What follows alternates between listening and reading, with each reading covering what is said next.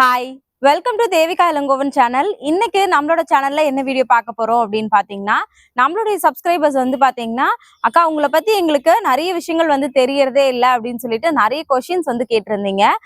இன்னைக்கு நீங்க கேட்ட கேள்விக்கு தான் வந்து நான் உங்ககிட்ட வந்து பதில் வந்து சொல்ல போறேன். என்ன பத்தின சில விஷயத்த தான் நான் உங்ககிட்ட வந்து ஷேர் வந்து பண்ணிக்க போறேன்.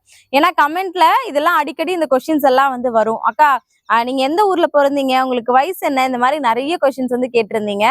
இந்த வீடியோல அது எல்லாத்துக்குமே நான் வந்து முடிஞ்ச அளவுக்கு ஆன்சர் வந்து பண்றேன். ஃபர்ஸ்ட் கொஸ்டின் வந்து பாத்தீங்கன்னா, அக்கா உங்களோட பேர் என்ன? நிறைய பேருக்கு வந்து பாத்தீங்கன்னா நம்மளோட சேனல் வந்து பாக்குறீங்க, நிறைய பேர் வந்து ஷேர் சாட்ல மோஜ்ல எல்லாம் வந்து பாக்குறதுனால என்னோட பேர் என்னன்னு சொல்லி தெரியல அப்படின்னு சொல்லி கமெண்ட்ல வந்து கேட்டிருந்தீங்க. என்னோட பேர் வந்து பாத்தீங்கன்னா தேவிகா. அடுத்த கேள்வி என்ன அப்படின்னு பாத்தீங்கன்னா, அக்கா உங்களுக்கு என்ன வயசு ஆகுது அப்படின்னு சொல்லி கேட்டிருந்தீங்க, எந்த வருஷம் பிறந்தீங்க அப்படின்னு சொல்லிட்டு. நான் வந்து பாத்தீங்கன்னா 1991ல தான் வந்து பிறந்தேன். என்னோட சொந்த ஊர் எது அப்படின்னு கேட்டிருந்தீங்க. ஆக்சுவலா நான் பிறந்தது வந்து பாத்தீங்கன்னா திருவண்ணாமலையில தான் வந்து பிறந்தது. அப்பாவோட ஊர் வந்து திருக்கோவிலூர், அம்மாவோட ஊர் வந்து திருவண்ணாமலை. நான் பிறந்தது வந்து பாத்தீங்கன்னா திருவண்ணாமலை தான். பட் நீங்க அடுத்தது வந்து பாத்தீங்கன்னா, நீங்க சென்னையிலே வந்து செட்டில் ஆயிட்டீங்களா, சொந்த ஊர் உங்களுக்கு என்னன்னு சொல்லி கேட்டிருந்தீங்க. முன்னாடியே சொன்ன மாதிரி திருவண்ணாமலை தான் வந்து நான் பிறந்த ஊரு. பட் வந்து பாத்தீங்கன்னா அங்க ஒரு 3rd ஸ்டாண்டர்ட் வரைக்கும் தான் அங்க வந்து படிச்சேன். அதுக்கப்புறம் வந்து பாத்தீங்கன்னா சென்னை வந்து வந்தாச்சு. ஆஹ் சென்னை வந்து பாத்தீங்கன்னா ஃபர்ஸ்ட் திருவான்மியூர்ல வந்து அட்வென்ட்னு ஒரு ஸ்கூல் ஒன்று இருக்கும். அங்கதான் வந்து பாத்தீங்கன்னா நான் வந்து 5th இருந்து 8th வரைக்கும் அங்க வந்து படிச்சுட்டு இருந்தேன். அப்படியே கட் பண்ணா இங்க சாலிகிராமம்ல வந்து பாத்தீங்கன்னா 9th to 12th வந்து இங்கதான் வந்து பண்ணேன். அடுத்த கேள்வி என்ன அப்படின்னா, அக்கா நீங்க என்ன படிச்சிருக்கீங்க? நான் வந்து பிஎஸ்சி கம்ப்யூட்டர் சயின்ஸ் வந்து முடிச்சிருக்கேன். எஸ்ஐடி தேனாம்பேட்ல தான் வந்து காலேஜ் வந்து முடிச்சேன். அடுத்த கேள்வி வந்து என்ன அப்படின்னு பாத்தீங்கன்னா, நீங்க எந்தெந்த படம்லாம் வந்து ஆக்ட் பண்ணிருக்கீங்க அப்படின்னு சொல்லி கேட்டிருந்தீங்க. ஆக்சுவலா நிறைய படம் வந்து பண்ணியிருக்கேன். இப்ப சொல்லணும்னா அம்மா கணக்குன்னு சொல்லிட்டு அமலா பாலோடது ஒரு படம், அதுக்கப்புறம் ராட்சசி, திமிரு பிடிச்சவன், 100, இந்த மாதிரி நிறைய படங்கள் வந்து பண்ணியிருக்கேன். கண்டிப்பா அதோட எக்ஸ்பீரியன்ஸ் பத்தி சீக்கிரமா நான் வந்து வீடியோஸ்மே வந்து அப்லோட் வந்து பண்றேன். அடுத்தது வந்து பாத்தீங்கன்னா, நீங்க ஏன் யூடியூப் சேனல் வந்து ஸ்டார்ட் பண்ணீங்க அப்படின்னு சொல்லி கேட்டிருக்கீங்க. யூடியூப் சேனல் ஸ்டார்ட் பண்ணதுக்கு முக்கியமான ரீசன் வந்து பாத்தீங்கன்னா, நான் ரொம்ப வருஷமா ஆக்சுவலா நடிச்சிட்டு இருந்தேன். அப்பெல்லாம் வந்து பாத்தீங்கன்னா யாருக்குமே என்ன வந்து தெரியல. அப்ப என்ன யோசிச்சேன் அப்படின்னா, நம்ம நடிக்கிறோம், பட் பணத்துக்காக நடிக்கிறதை தாண்டி நம்ம ஒரு விஷயம் வந்து பண்றோம், பட் யாருக்குமே அது வந்து தெரியறதே இல்லை. அதனால என்ன யோசிச்சேன் அப்படின்னா, சரி நம்ம சேனல் வந்து ஸ்டார்ட் பண்ணுவோம், இது மூலயமா வந்து பாத்தீங்கன்னா நம்மளோட வீடியோஸ் எல்லாம் போடுவோம், மேபி இதனால நம்ம வெளியில தெரியும் அப்படின்றதுக்காக தான் வந்து பாத்தீங்கன்னா யூடியூப் சேனல் வந்து ஸ்டார்ட் பண்ணேன். பட் இப்ப அது நடந்திருக்கான்னு கேட்டீங்கன்னா கண்டிப்பா நடந்திருக்கு. நான் படத்துல நடிச்சிருக்கேன் அப்படின்னு தெரியறதை விட நிறைய பேர் அக்கா நான் உங்களோட சேனல்ல பாக்குறேன், உங்களோட வீடியோஸ் நான் பாக்குறேன் அப்படின்னு சொல்லும் போது ரொம்ப ரொம்ப ஹாப்பியா வந்து இருக்கு. அதாவது யூடியூப் சேனல் ஸ்டார்ட் பண்ணதுக்கு முக்கியமான ரீசன் வந்து பாத்தீங்கன்னா இதுதான். ஏர்னிங்ஸ் எல்லாம் தாண்டி இதுல வந்து பாத்தீங்கன்னா நம்மள அட்லீஸ்ட் இதுலயாவது யாருக்காவது தெரியுதான்னு பாக்கணும். ஏன்னா நிறைய பேர் வந்து பாத்தீங்கன்னா என்ன பண்ணுவாங்கன்னா, நான் உங்களை எங்கேயோ பார்த்திருக்கேன், பட் எங்க பார்த்தேன் அப்படின்றது வந்து எனக்கு ஞாபகம் வந்து இல்ல அப்படின்னு சொல்லி சொல்லுவாங்க நான் நடிக்கும் போது எல்லாமே. பட் அதனால வந்து யோசிச்சேன், யாராவது பார்க்கும்போது வந்து பாத்தீங்கன்னா அக்கா நீங்க தானே அப்படின்னு கேட்கணும் அப்படின்றதுக்காக தான் மெயினா யூடியூப் சேனல் வந்து ஸ்டார்ட் பண்ணது. பட் அதுக்கான ஜேர்னி வந்து பாத்தீங்கன்னா ஒரு 4 இயர்ஸ் வந்து ரொம்ப கஷ்டப்பட்டேன். ஆஹ் அடுத்தது இன்னொரு கேள்வி என்னன்னா, அக்கா யூடியூப் சேனல் வந்து நீங்க வச்சிருக்கீங்க, பட் வந்து பாத்தீங்கன்னா எங்களுக்குலாம் வியூஸே வந்து போகல, பட் உங்களுக்கு வந்து பாத்தீங்கன்னா இவ்வளவு ஃபாலோவர்ஸ் எப்படி வந்துச்சு, இவ்வளவு சப்ஸ்கிரைபர்ஸ் நீங்க எப்படி வச்சிருக்கீங்க அப்படின்னு சொல்லிட்டு. இது எல்லாமே வந்து பாத்தீங்கன்னா ஒரே நாள்ல வந்து வந்தது வந்து கிடையாது. இதுவுமே வந்து பாத்தீங்கன்னா கொஞ்சம் கொஞ்சமா நானுமே ஸ்டார்டிங்ல வீடியோஸ் எல்லாம் போடும்போது வந்து பாத்தீங்கன்னா ரொம்ப கம்மியா வியூஸ் போகும். சப்ஸ்கிரைபர்ஸ் எல்லாம் இல்லவே இல்லை. ஆல்மோஸ்ட் 3 வருஷம் வரைக்குமே, 2.5 3 வருஷம் வரைக்குமே வந்து பாத்தீங்கன்னா ஒரு 1500 பேர் கொண்டு வர்றதுக்கு நான் 3 வருஷம் அவ்வளவு வந்து கஷ்டப்பட்டேன். வியூஸே வந்து போகாது. பட் ஒரு ஸ்டேஜ்ல எல்லாம் என்ன ஆயிடுச்சு அப்படின்னா, டெய்லி போய் செக் பண்ணிட்டே இருப்பேன், இதுல எவ்வளவு வந்து வியூஸ் போயிருக்கு, எவ்வளவு பேர் நம்ம வீடியோஸ் வந்து பாத்துருக்காங்க, எவ்வளவு சப்ஸ்கிரைபர்ஸ் வந்து வந்திருக்காங்க, நம்ம எப்போ வந்து 1000 சப்ஸ்கிரைபர் ரீச் பண்ணுவோம் அப்படின்னு அதுவே வந்து எனக்கு ரொம்ப பெரிய விஷயமா தான் வந்து இருந்துச்சு. மிட் நைட்ல எல்லாம் வீடியோஸ் வந்து போடுவேன். நைட் ஒரு 10 மணி 11 மணிக்கு வந்து பாத்தீங்கன்னா சமையல் வீடியோஸ் எல்லாம் இருக்கும்ல, அதெல்லாம் எடிட் பண்ணி 11 மணிக்கு போடுவேன். திடீர்னு பாத்தீங்கன்னா ஒரு நாள் வந்து சடனா அது வந்து பாத்தீங்கன்னா 1500 வியூஸ் போயிருந்துச்சு. எனக்கு என்னோட சேனல்ல 1500 வியூஸ் போயிருந்தது எனக்கு அவ்வளவு ஒரு பெரிய விஷயமா தான் வந்து இருந்துச்சு. அதுக்கப்புறம் வந்து பாத்தீங்கன்னா நைட் 11 மணி வரைக்கும் அதுக்காக வெயிட் பண்ணிட்டே இருப்பேன். நைட் 11 மணி எப்ப ஆகும்ட்டு மறுபடியும் நாளைக்கு அதே மாதிரி வீடியோ போட்டேன் அப்படின்னா வியூஸே வந்து போகாது. அப்போ வந்து டைமிங் வச்சுலாம் வீடியோ போட்டா வந்து போகாதா, என்ன மாதிரி வீடியோ போட்டா ரீச் ஆகும், எந்த ஒரு ஐடியாவுமே வந்து கிடையாது. டெய்லி டெய்லி அதை பார்த்து பார்த்து நான் எனக்குள்ளே ப்ரெஷர் ஆயிட்டே வந்து இருப்பேன். ஏன் நம்ம போடுற வீடியோஸ் மட்டும் ரீச்சே ஆக மாட்டேங்குது, இன்னும் எவ்வளவு நாள் இதுக்காக கஷ்டப்பட போறோம் அப்படின்னு சொல்லிட்டு ஆல்மோஸ்ட் ஒரு 1.5 வருஷம் வந்து வீடியோஸ் வந்து போட்டுட்டு இருந்தேன். பட் அதுக்கப்புறம் சடனா வந்து நான் ஸ்டாப் பண்ணிட்டேன். இது நமக்கு இவ்ளோ ஹார்ட் ஒர்க் பண்றோம், இவ்ளோ வேலை பார்க்குறோம். பட் வந்து இதுக்கான பலன் எதுவுமே நமக்கு கிடைக்கிறதே இல்ல. எதுக்காக நம்ம இத பண்ணணும் அப்படின்னு சொல்லிட்டு. பட் நான் அப்ப யூடியூப்காக அவ்ளோ மெனக்கிட்டு ஒரு விஷயம் பண்ணனான்னு கேட்டீங்கன்னா, கிடையாது. இப்ப பார்க்குற வேலையோட கம்பேர் பண்ணும்போது அது ஒண்ணுமே வந்து இல்ல. பட் அப்போ வந்து எப்படி இருக்கும்னா, நம்ம வந்து வீடியோஸ் எடுக்கிறோம், எடிட் பண்றோம், போடுறோம். பட் வந்து ஏன் எந்த ரெஸ்பான்ஸுமே நமக்கு வந்து இதுல இருந்து பெருசா எதுவுமே வரல. ஏன் வந்து சப்ஸ்கிரைபர்ஸ் வந்து இன்க்ரீஸே ஆக மாட்றாங்க, வியூஸ் போக மாட்டேங்குது. அந்த மாரி தாட் மட்டும் தான் இருந்துச்சு. அதுக்கப்புறம் வந்து பார்த்தீங்கன்னா ஸ்ரதன் கன்சீவ் ஆனதுக்கு அப்புறம் தான் யோசிக்க ஆரம்பிச்சேன். வீட்லயே இருந்து இருந்து ஒரு மாதிரி பொறந்துட்டான். தம்பி பொறந்ததுக்கு அப்புறம் ஷூட்டிங்கும் போக முடியல. ஏர்னிங்ஸும் வந்து இல்ல. எதுவுமே வந்து கிடையாது. அத தாண்டி வீட்ல நான் சும்மாவே இருக்கேன். எனக்கு குழந்தைய மட்டும் பார்த்துட்டு வீட்ல சும்மாவே இருக்கிறது, எனக்கு ஒரு மாரி எனக்குள்ள ரொம்ப டிப்ரஷன் வந்து குடுத்துட்டே வந்து இருந்துச்சு. அதனால நான் என்ன யோசிச்சேன் அப்டின்னா, நம்ம வந்து யூடியூப் சேனல் வந்து பண்ணுவோம். நான் வந்து வீட்ல சும்மா இருக்கக்கூடாது. ஏதாவது ஒரு விஷயம் பண்ணணும். பட் அதுக்கான பலன் கிடைக்குது, கிடைக்கல அப்படின்றதெல்லாம் அடுத்த பட்சம். ஆனா வந்து பாத்தீங்கன்னா, நான் வந்து வீட்ல சும்மா இல்ல. நான் ஏதோ ஒரு வேலை பார்க்குறேன் அப்படின்ற தாட் வந்து எனக்குள்ளேயே வரணும் அப்படின்றதுக்காக தான் நான் திரும்ப ஒரு நாள் இவர்கிட்ட சொன்னேன். தங்கம் நான் மறுபடியும் சேனல் வந்து வீடியோஸ் போடலான்னு இருக்கேன். அது வியூஸ் போதா இல்லையா அது எல்லாத்தையும் தாண்டி நான் ஏதாவது ஒரு விஷயம் பண்ணணும் அப்படின்னு சொல்லும்போது, சரி தங்கம் நீ பண்ணு. நான் என்னால முடிஞ்ச சப்போர்ட் வந்து பண்றேன் அப்படின்னு சொல்லியிருந்தாங்க. அதனால வந்து பாத்தீங்கன்னா, அதுக்கப்புறம் தம்பி பிறந்து ஒரு 4 மந்த்ஸ் 5 மந்த்ஸ் இருக்கும் போதுல இருந்தா மறுபடியும் வீடியோஸ் வந்து போட ஆரம்பிச்சேன். நிறைய ரெஃபரன்ஸ் வீடியோஸ் வந்து பார்ப்பேன். எதெல்லாம் வந்து யாருக்கெல்லாம் என்ன வியூஸ் போயிருக்கு அது எல்லாத்தையும் வந்து செக் பண்ண ஆரம்பிச்சேன். பட் நானுமே வீடியோஸ் போட போட ஓரளவுக்கு ரீச் வந்து கிடைச்சது. பட் அதுக்கப்புறம் ஒரே ஒரு டிசிஷன் தான் வந்து எடுத்தேன். நம்ம வந்து டெய்லி போயிட்டு எவ்வளவு சப்ஸ்கிரைபர்ஸ் வந்திருக்காங்க அப்படின்னு பாக்குறத முதல்ல ஸ்டாப் பண்ணணும். எவ்வளவு வியூஸ் போயிருக்குன்னு பாக்குறத முதல்ல ஸ்டாப் பண்ணணும். நம்ம வேலை என்ன யூடியூப்ல வீடியோ போடுறது மட்டும்தான். கரெக்டான ஒரு வீடியோ போட்டா அது ஏதோ ஒரு நாள் கண்டிப்பா ஒரு ரீச் வந்து கிடைக்கும். அதனால நீ வந்து இதை மட்டும் பண்ணு. இப்படி போய் டெய்லி செக் பண்ணிட்டு இருக்காதுன்றது என்னோட மைண்டுக்குள்ள வந்து ஸ்ட்ரைக் ஆச்சு. அதுக்கப்புறம் ரெகுலரா வீடியோஸ் வந்து போட்டுட்டே தான் வந்திருந்தேன். ஆல்மோஸ்ட் மறுபடியும் ஒரு ஒரு இருக்கும் ஒரு 8 மாசம் வரைக்கும் கண்டினியூஸா வீடியோஸ் மட்டும் ரெகுலரா போடுவேன். ஒரு நாள் கூட மிஸ் பண்ண மாட்டேன். இதுக்காக டெய்லி வீடியோஸ் வந்து எடுத்து போட்டுட்டே தான் இருந்தேன். அப்போ வந்து பாத்தீங்கன்னா 1500ல இருந்து ஒரு 3000 அப்படியே வந்து 5000 அப்படியே 10,000 50,000 இப்போ வந்து பாத்தீங்கன்னா 1,50,000 பேர் ஃபாலோவர்ஸ் வந்து நமக்கு வந்து இருக்கீங்க. இப்படிதான் வந்து என்னோட யூடியூப் சேனல் வந்து இதுக்காக தான் நான் ஸ்டார்ட் பண்ணி கடைசியில இப்போ இங்க வந்து இருக்கேன். இது மூலயமா என்ன 4 பேருக்கு தெரியுது அப்படின்றதுல எனக்கு ரொம்ப ரொம்ப ஹாப்பி. நான் வந்து ஒரு ஆர்டிஸ்ட் தேவிகாவா தெரியறத விட யூடியூபரா வெளியில 4 பேருக்கு தெரியுறேன் அப்படின்னு நினைக்கும் போது எனக்கு அவ்வளவு ஹாப்பியா இருக்கு. நான் இப்ப ஷூட்டிங் ஸ்பாட்டுக்கு போனா கூட என்ன பாக்குறவங்க வந்து நீங்க யூடியூப் சேனல் தானே வச்சிருக்கீங்க, நான் உங்க வீடியோஸ் எல்லாம் பாத்திருக்கேன் அப்படின்னு சொல்லும் போது ரொம்ப ரொம்ப ஹாப்பியா இருக்கும். ஏன்னா நம்ம செய்யற ஏதோ ஒரு விஷயத்துக்கான பலன் வந்து கிடைச்சிருக்கு அப்படின்னு. பட் நம்ம கிட்ட ஒரு 1,50,000 ஃபாலோவர்ஸ் தான் இருக்காங்க. இது வந்து என்ன பொறுத்த வரைக்கும் ரொம்ப ரொம்ப ரொம்ப பெரிய விஷயமா தான் நான் வந்து பாக்குறேன். மேபி 1 மில்லியன்லாம் கூட இருக்காங்க. இருந்தாலும் நான் செய்யற வேலைக்கான ஏதோ ஒரு சின்ன பலன் வந்து எனக்கு கிடைச்சிருக்கு அப்படிதான் வந்து நம்புறேன். இதனாலதான் என்ன ஆனாலும் டெய்லி காலையில எழுந்திரிச்சு ரெகுலரா வீடியோஸ் போடுறத வந்து விடுறதே வந்து கிடையாது. அதே மாதிரி ஃபர்ஸ்ட் வந்து வாழ்த்துக்கள் பதிவு வந்து போட்டுட்டு இருந்தேன். பட் அது என்ன அப்படின்னா பிரம்ம முகூர்த்த பூஜை வீடியோ போடும்போது கூட வந்து ஆட் பண்ணி வந்து சொல்ல ஆரம்பிச்சு. அதுக்கப்புறம் வந்து பாத்தீங்கன்னா நிறைய பேர் அக்கா எங்களுக்குமே விஷ் பண்ணுங்க அப்படின்னு சொல்லி கேட்க ஆரம்பிச்சீங்க. அதனால வந்து பாத்தீங்கன்னா அப்படியே வாழ்த்துக்கள் பதிவு மட்டும் தனியா போடல. ஏன்னா நிறைய விஷயம் இருந்ததுனால ஒரு வீடியோல வந்து சொல்ல முடியல. அதனால வாழ்த்துக்கள் பதிவு ஸ்டார்ட் பண்ணேன். பிரம்ம முகூர்த்த பூஜை வந்து அக்கா நீங்க பண்றதை பார்த்துட்டு நாங்களுமே வந்து டெய்லி ட்ரை பண்ணணும்னு நினைக்கிறேன். அதனால வந்து நீங்க ரெகுலரா போடுங்கன்னு சொல்லி கேட்க ஆரம்பிச்சிங்க. அதுக்கப்புறம் பிரம்ம முகூர்த்த பூஜை லஞ்ச் வீடியோ வந்து போட ஆரம்பிச்சேன். அதுக்கப்புறம் சரி ஏதாவது ஒரு கண்டென்ட்டா நம்ம வீட்டுல நடக்கிற விஷயத்த லாங் வீடியோஸா போட்டா எவ்வளவு பேருக்கு அது போய் ரீச் ஆகும் அப்படின்றது வந்து தெரியல. அதனால சரி வந்து நம்ம வீட்டுல நடக்கிற சின்ன சின்ன விஷயத்த ஷேர் பண்ணுவோம் அப்படின்னு சொல்லிட்டு தான் கண்டென்ட் வீடியோ மாதிரி வந்து போட ஆரம்பிச்சேன். இப்படிதான் வந்து என்னோட யூடியூப் வந்து ஒரு வீடியோல ஸ்டார்ட் பண்ணி இன்னைக்கு ஒரு நாளைக்கு 7ல இருந்து 8 வீடியோ வந்து அப்லோட் வந்து பண்ணிட்டு இருக்கேன். பட் இதுக்கெல்லாம் நிறைய வியூஸ் போதா அப்படிலாம் கேட்டீங்கன்னா இல்ல. பட் ஓரளவுக்கு வியூஸ் வந்து போகுது. இப்பவும் நான் யோசிக்கிறது என்னன்னா வியூஸ் போறதோ சப்ஸ்கிரைபர்ஸை பத்தியோ எல்லாம் யோசிக்க கூடாது. நம்ம வந்து நம்ம செய்யற வேலையை கரெக்டா செய்வோம். அதுக்கான பலன் கண்டிப்பா ஒரு நாள் கிடைக்கும் அப்படின்றது மட்டும்தான். நான் நினைச்ச விஷயம் நடந்துச்சான்னு கேட்டீங்கன்னா கண்டிப்பா இந்த யூடியூப் மூலயமா 4 பேருக்கு நான் வந்து தெரியிறேன். அது வந்து என்னோட லைஃப்ல வந்து நடந்திருக்கு. அடுத்தது வந்து பாத்தீங்கன்னா அண்ணாவுக்கும் உங்களுக்கும் எத்தனை வயசு வித்தியாசம் அப்படின்னு சொல்லி கேட்டிருந்தீங்க. அவருக்கும் எனக்கும் வந்து பாத்தீங்கன்னா 7 இயர்ஸ் வந்து ஏஜ் டிஃபரன்ஸ் வந்து இருக்கு. ஆஹ் இது அடிக்கடி கேட்டுட்டே இருப்பீங்க. ஏன்க்கா அண்ணாவை ஏன் நீங்க வீடியோல வந்து காமிக்கவே மாட்டேங்கிறீங்க அப்படின்றது அடுத்த கொஸ்டினா வந்து இருந்துச்சு. வீடியோல காமிக்காததுக்கு 2 ரீசன் இருக்கு. ஒன்னு வந்து பாத்தீங்கன்னா அவர் ஆக்சுவலா ஒரு சேனல்ல வந்து டிவி சேனல்ல வந்து ஒர்க் பண்ணிட்டு இருக்காரு.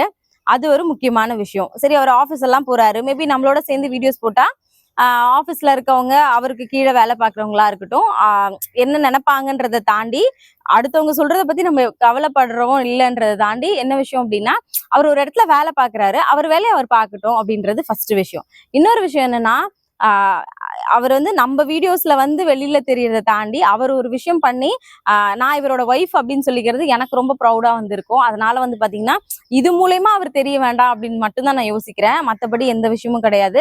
இன்னொரு விஷயம், சேனல்ல வந்து ஒர்க் பண்றாரு, அதனால வந்து வீடியோஸ்ல வந்து அவர் வர்றது வந்து கிடையாது.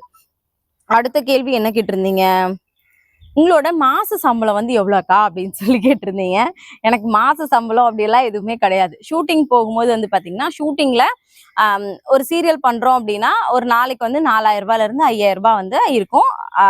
அதுதான் என்னோட வருமானமா வந்து இருக்கும். பட் மாசத்துல எத்தனை நாள் ஷூட்டிங் இருக்கும் அப்படின்னு கேட்டீங்கன்னா அதெல்லாம் தெரியாது. ஒரு நாள் இருக்கும், இல்லாம இருக்கும். இப்போ 3-4 மாசமா நான் வீட்டுல தான் இருக்கேன். அதனால எனக்கு நிரந்தர வருமானம் அப்படின்றது வந்து கிடையவே கிடையாது. அதே மாதிரி ஷூட்டிங் போறோம் அப்படின்னா எல்லா டைம்லயும் அதே சேலரி கிடைக்குமா அப்படின்றதும் கிடையாது. சில டைம்லலாம் வந்து பாத்தீங்கன்னா வேலையே இருக்காது. இப்பெல்லாம் பாருங்க 3-4 மாசமா நான் வீட்டுல தான் இருக்கேன். எனக்கு ஒரு வருமானம், நிரந்தர வருமானம்ன்றது வந்து அப்படிலாம் சொல்லவே முடியாது. ஷூட்டிங் வரப்போ போய்க்கலாம். ஏதாவது ஆட் ஷூட்லாம் வந்துச்சு அப்படின்னா ஒரு 7000 ரூபாயில இருந்து 8000 ரூபாய் வந்து கொடுப்பாங்க. பரவாயில்லக்கா, உங்களுக்கு ஒரு நாளைக்கு 7000 ரூபாயில இருந்து 8000 ரூபாய் வரைக்கும் சம்பளம் கிடைக்குது, பெரிய விஷயம் அப்படின்னு யோசிச்சீங்கன்னா, நான் ஷூட்டிங் போகும்போது நான் அதுக்காக ஸ்பெண்ட் பண்ற செலவுன்னு ஒன்று இருக்குல்ல, நான் போடுற காஸ்டியூம்ல இருந்து, மேக்கப்ல இருந்து, ஜுவல்ஸ்ல இருந்து எல்லாமே வந்து நம்ம தான் பர்ச்சேஸ் பண்ற மாதிரி வந்து இருக்கும். அதை தாண்டி இது வந்து நிரந்தரமா ஒரு சம்பளமா அப்படின்னு கேட்டீங்கன்னா கண்டிப்பா கிடையவே கிடையாது. அதே மாதிரி இப்போ பொட்டிக் வந்து ரன் பண்ணிட்டு இருக்கேன் அப்படின்னா பொட்டிக்ல 100 saree போன நாளும் இருக்கு, வெறும் 2 saree ஆர்டர் வந்த நாளுமே வந்து இருக்கு. அதனால வந்து பாத்தீங்கன்னா எப்பவுமே ஒரே மாதிரி எல்லாம் வந்து இருக்கவே இருக்காது. ஒரு தடவை ஒரு மாதிரி இருக்கும். அதனால எனக்கு மாசமா நிரந்தரமா ஒரு சம்பளம் அப்படின்னு கேட்டீங்கன்னா அப்படி ஒரு சம்பளம் எல்லாம் எனக்கு வந்து கண்டிப்பா கிடையவே கிடையாது. அடுத்தது வந்து பாத்தீங்கன்னா, நீங்க அண்ணாவை எங்க பாத்தீங்க அப்படின்னு சொல்லி கேட்டிருந்தீங்க. உங்களுக்கு லவ் மேரேஜா அரேஞ்ச் மேரேஜா அப்படின்னு சொல்லிட்டு. ஆக்சுவலா எங்களோடது வந்து பாத்தீங்கன்னா லவ் மேரேஜ் தான். பட் அவங்களோட வீட்டுல வந்து ஒத்துக்கிட்டாங்க. எங்க வீட்டுல எங்க அப்பா மட்டும் தான் எங்களோட மேரேஜ்க்கு வந்து வந்திருந்தாங்க. லவ் ஸ்டோரி போடுங்கக்கா அப்படின்னு நிறைய பேர் வந்து கேட்டுட்டே இருக்கீங்க. உங்களோட வெட்டிங் ஸ்டோரி சொல்லுங்க. இந்த மாதிரி நிறைய விஷயங்கள் வந்து சொல்றீங்க. கண்டிப்பா சீக்கிரமாவே நான் வந்து லாங் வீடியோஸ் வந்து அப்லோட் வந்து பண்றேன். அடுத்தது வந்து பாத்தீங்கன்னா, நீங்க எத்தனை வயசுல வந்து சினிமாக்கு வந்தீங்க அப்படின்னு சொல்லி கேட்டிருக்கீங்க.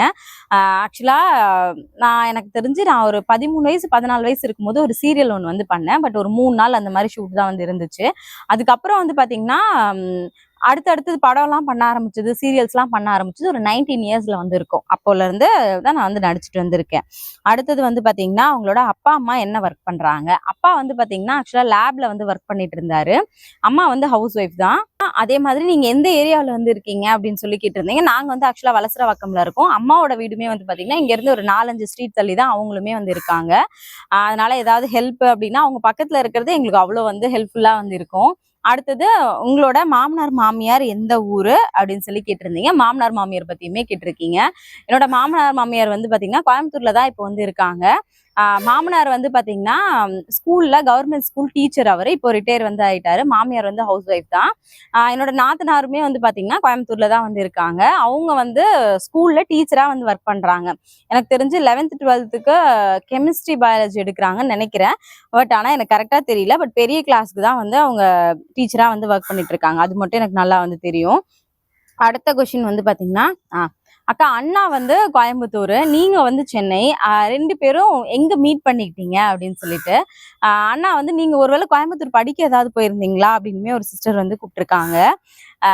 படிக்கலாம் போல. பட் இங்க சென்னையில வரும்போது ஷூட்டிங்ல தான் அவரை ஃபர்ஸ்ட் வந்து மீட் பண்ணியிருந்தேன். அதனால வந்து பாத்தீங்கன்னா ஃபர்ஸ்ட் சந்திப்பு வந்து ஷூட்டிங்ல தான் நடந்துச்சு, இங்க சென்னையில தான். அடுத்தது, அண்ணா ஏன் உங்களை டெய்லி தங்கம்னு கூப்பிடுறாங்க? ஏன் டெய்லி தங்கம்னு கூப்பிடுறாங்க அப்படின்னா, ஆக்சுவலா ஒரு ஒரு சின்ன இது ஒன்று இருக்கு. நாங்க ஃபர்ஸ்ட் மீட் பண்ணிக்கிட்டு எங்களோட வீட்டுல, அதாவது அப்பா சைட்ல இருந்து ஓகே கல்யாணம் பண்ணிக்கலாம் அப்படின்னு முடிவானதுக்கு அப்புறமா வந்து பாத்தீங்கன்னா ஒரு தடவை கோவிலுக்கு வந்து போயிருந்தோம். அப்போ கோவில்ல உட்காந்து சாமி கும்பிட்டுட்டு உட்கார்ந்துட்டு இருக்கும்போது பசங்க வந்து விளையாடிட்டு இருந்தாங்க. அப்ப அவங்கள வந்து தங்கம் இங்க வாங்கல, என்ன பண்றீங்க பட்டு, உங்க பேர் என்ன அப்படின்னு ஏதோ நார்மலா ஜென்ரலா பேசிட்டு அந்த பசங்க கிட்ட சாக்லேட்டை ஏதோ கொடுத்து அனுப்பிட்டேன்.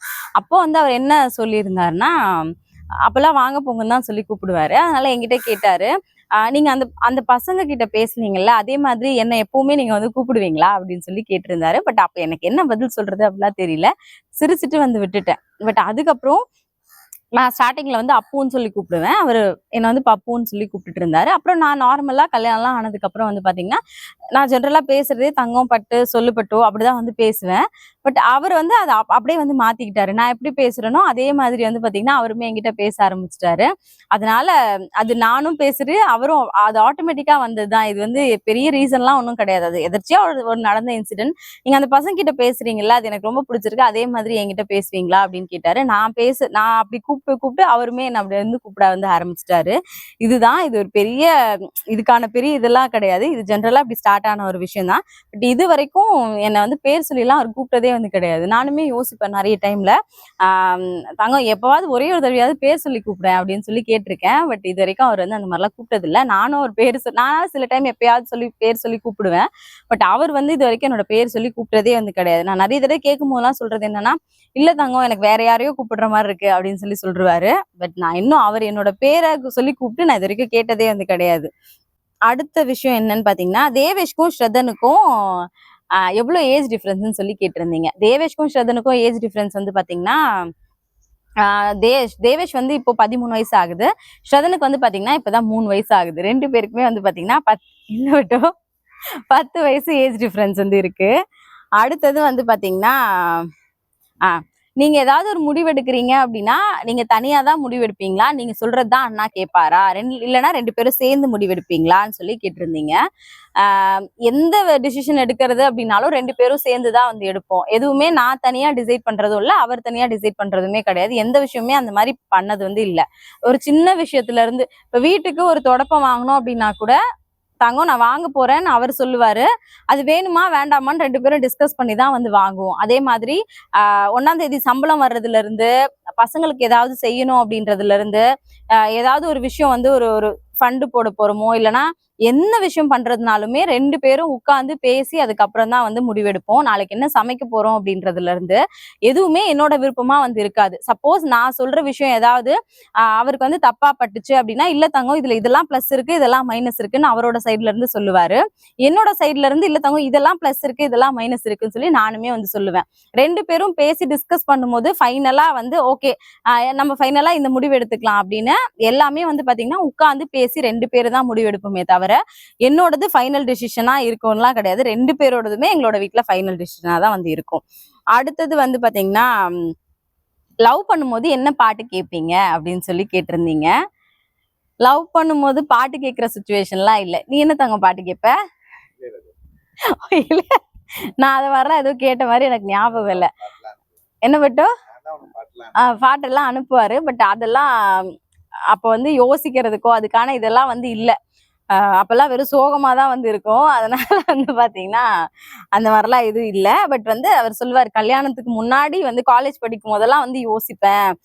நம்ப நம்ப பொண்டாட்டி வந்தா நமக்கு இந்த பாட்டெல்லாம் அவகிட்ட சொல்லணும்னு சொல்லி யோசிப்பேன் அப்படின்னு கல்யாணத்துக்கு அப்புறம் என்கிட்ட நிறைய அந்த மாதிரிலாம் வந்து ஷேர் பண்ணியிருக்காரு. அடுத்த கேள்வி வந்து பாத்தீங்கன்னா, அக்கா அண்ணா உங்கள ரொம்ப கேரிங்கா பாத்துக்கிறாங்க.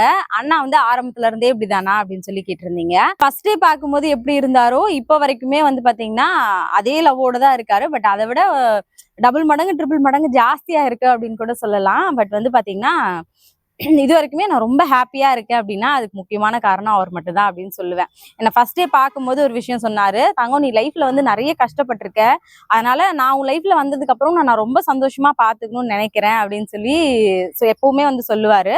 பட் இது வரைக்குமே அதை அவர் ரொம்ப கரெக்டா ஃபாலோ வந்து பண்ணிட்டு இருக்காரு. நிறைய டைம்ல வந்து பாத்தீங்கன்னா நானாவது ஏதாவது கோவப்பட்டு ரொம்ப வந்து கத்துவேன். வீட்டுல பசங்க ஏதாவது சேட்டை பண்றாங்க, இல்ல எனக்கு ஏதாவது வேலை ப்ரெஷரோ இல்ல பினான்சியலா ஏதாவது ப்ரெஷர் இருக்கும்போது கூட நான் ரொம்ப கோவப்பட்டு பயங்கரமா வந்து கத்துவேன், சண்டைலாம் வந்து போட்டிருக்கேன். பட் அப்ப கூட பாத்தீங்கன்னா அந்த சைட்ல இருந்து ஒரு வாரத்துக்கு கூட ஹார்ஷா என்ன இது வரைக்குமே வந்து எதுவுமே வந்து சொன்னது கிடையாது. அவரோட அதிகபட்ச கோவம் அப்படின்னு பாத்தீங்கன்னா என்ன இப்படி பாப்பாரு அவ்வளவுதான். பட் அதுவே என்னால வந்து தாங்கவே முடியாது. அதுக்கே கேட்பேன், நீ ஏன் தங்கம் என்ன இப்படி பார்த்த, நீ ஏன் தங்கம் என்ன இப்படி பார்த்த, எனக்கு அது ரொம்ப கஷ்டமா இருந்துச்சு அப்படின்னு. ஏன்னா என்ன இது வரைக்குமே அவர் அப்படிதான் ட்ரீட் பண்ணதுனால அவர் பாக்குற பார்வை கூட என்னால வந்து தாங்கவே முடியாது. பட் சில டைம் எல்லாம் ரொம்ப கோவப்பட்டு சண்டை போடும் போதெல்லாம் வந்து பாத்தீங்கன்னா ஒரு சில நாள்ல நானே கேட்பேன், ஏன் தங்க நான் உன்னை இவ்வளவு திட்டுறேன், பட் நீ ஏன் என்னை எதுவுமே திரும்ப திட்டவே மாட்டேங்கிற அப்படின்னும் போது அவர் சொல்றது ஒரே ஒரு பதிலா தான் வந்து இருக்கும். இல்ல தங்கம் நீ ஆல்ரெடி வந்து நிறைய வேலை பாக்குற, உனக்கு நிறைய ப்ரெஷர் இருக்கும், நான் ஏதாவது உன்னை சொல்லி அந்த வார்த்தை உன்னை கஷ்டப்படுத்திடுச்சுன்னா அதனால வந்து பாத்தீங்கன்னா நான் அதனாலதான் உன்னை எதுவும் சொல்றது கிடையாது. எனக்கு தெரியும் நீ வந்து வெறும் மனசுல இருந்து நீ எதையுமே சொல்றது இல்ல, வார்த்தையா தான் வந்து பேசுற, அது ஏதோ கோவத்துல சொல்ற அப்படின்றத என்னால புரிஞ்சுக்க முடியும் தங்கம் அப்படின்னு சொல்லுவாரு. அதனால நிறைய டைம் நானுமே யோசிப்பேன், இனிமே கோவப்படக்கூடாது, தேவையில்லாத வார்த்தை எல்லாம் வந்து பேசக்கூடாது அப்படின்னு சொல்லிட்டு. அதே மாதிரி வந்து பாத்தீங்கன்னா ஓரளவுக்கு முடிஞ்ச அளவுக்கு நான் வந்து அப்படிதான் வந்து நடந்துட்டு இருக்கேன். அதே மாதிரி பசங்க கிட்ட எப்பவுமே வந்து சொல்லுவாரு, எப்பவுமே எனக்கு அம்மா தான் ஃபர்ஸ்ட், அதுக்கப்புறம் தான் நீங்க 2 பேருமே. அதனால அம்மா வந்து நமக்கு எல்லாமே அம்மா மட்டும்தான், அதனால அம்மாவை வந்து கஷ்டப்படாம நீங்க வந்து பாத்துக்கணும் அப்படின்றது எப்பவுமே அவர் சொல்லிக்கிட்டே இருப்பாரு. அடுத்ததா வந்து பாத்தீங்கன்னா இப்போ ஆஃபீஸ்க்கு வந்து கிளம்பும் போது ஸ்ரதன் கிட்ட வந்து சொல்லிட்டு போவாரு, தங்கம் அப்பா வந்து ஆஃபீஸ்க்கு போறேன், அம்மா வந்து நீங்க தான் பத்திரமா பாத்துக்கணும், அம்மாவை வந்து நீங்க எந்த கஷ்டமும் படுத்தக்கூடாது, சாயங்காலம் வர வரைக்கும் நீங்க தான் அம்மாவை பாத்துக்கணும் அப்படின்னு சொல்லிட்டு பசங்க கிட்ட வந்து சொல்லிட்டு தான் வந்து ஆஃபீஸ்க்கே வந்து போவாரு. அதே மாதிரி வந்து பாத்தீங்கன்னா இப்ப பசங்களுக்கு ஏதாவது வாங்கிட்டு வந்து கொடுக்குறாரு அப்படின்னா, இப்ப எக்ஸாம்பிள் சொல்லணும்னா ஒரு சாக்லேட் 2 பேருக்கு வாங்கிட்டு வராரு அப்படின்னா எனக்கு 2ஆ வாங்கிட்டு வந்து தெரியாம கொடுப்பாரு. தங்கம் அவனுங்க தூங்குனதுக்கு அப்புறம் நீ அப்புறமா சாப்பிடு அப்படின்னு சொல்லிட்டு. அந்த அளவுக்கு என்னோட லைஃப்ல என்ன ரொம்ப கேரிங்கா தான் வந்து பாத்துக்கிறாரு. மேபி நான் கல்யாணத்துக்கு முன்னாடி இருந்ததை விட கல்யாணத்துக்கு அப்புறம் என்னோட லைஃப் ரொம்ப ரொம்ப ஹாப்பியா வந்து இருக்கு.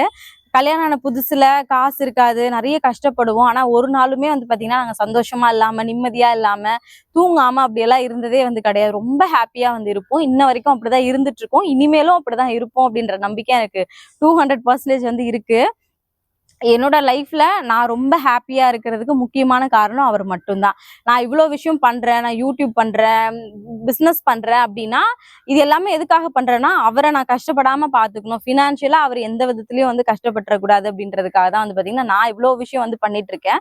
பட் இது எல்லாமே நான் ரொம்ப ஹாப்பியா தான் வந்து பண்றேன். ஏன்னா இப்ப லோனா இருக்கட்டும், எல்லாத்துக்குமே அவர் ஒரு ஆள் மட்டும் சம்பாரிச்சாரு அப்படின்னா அவருக்கு ரொம்ப கஷ்டமா இருக்கும். அதனால அவர் எப்படி சொல்றாரோ, அவரை கஷ்டப்படாம என்ன பாத்துக்கணும்னு நினைக்கிறாரோ அதே மாதிரிதான் நானுமே அவரை கஷ்டப்படாம பாத்துக்கணும்னு நினைக்கிறேன். ஆஹ் நீங்க கேட்ட கேள்வி எல்லாத்துக்கும் நான் பதில் சொல்லியிருப்பேன் அப்படின்னு நினைக்கிறேன். ஆல்ரெடி 2 தடவை வீடியோ ரெக்கார்ட் பண்ணி 2 தடவையுமே வந்து பாத்தீங்கன்னா ரெக்கார்டே வந்து ஆக காணோம். யூடியூப் பண்றாங்க, நிறைய சம்பாதிப்பாங்க அப்படின்ற தாட் நிறைய பேருக்கு வந்து இருக்கு. பட் இதுல இருக்க ஸ்ட்ரகிள்ஸ் எவ்வளவு அப்படின்றது நிறைய பேருக்கு வந்து தெரியறதே வந்து கிடையாது. நான் கண்டிப்பா அதை பத்தியுமே லாங் வீடியோஸ் வந்து போடுறேன். Thank you so much. இந்த வீடியோ உங்களுக்கு பிடிச்சிருந்துச்சு அப்படின்னா மறக்காம கமெண்ட்ல வந்து சொல்லுங்க. மறுபடியும் நாளைக்கு இன்னொரு வீடியோல பார்க்கலாம். தேங்க்யூ.